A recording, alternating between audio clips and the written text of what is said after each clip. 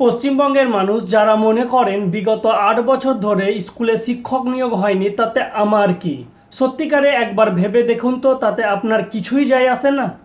আপনার যদি বিয়ে হয়ে থাকে তাহলে কি আপনার ছেলে মেয়ে নেই? আর যদি বিয়ে নাই বা হয় তাহলে কি আপনার ভাই বোন নেই? আর যদি আপনার ছেলে মেয়ে কিংবা ভাই বোন কোনো সরকারি স্কুলে ভর্তি হয়ে থাকে তাহলে সত্যি করে বুকে হাত রেখে বলুন তো, আমাদের বর্তমান স্কুলে পড়াশোনাটা ঠিক কেমন চলছে? একবার তাদেরকে জিজ্ঞেস করুন তাদের সেকশনে কতগুলো করে স্টুডেন্ট থাকে। তাদের একবার জিজ্ঞেস করুন তারা যদি সবাই স্কুলে যায় তাহলে তাদের বসার জায়গা থাকে কি না।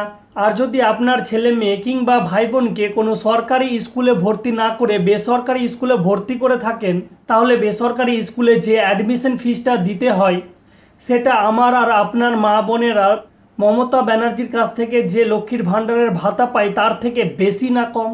আর বেসরকারি স্কুলগুলোর মান্থলি ফি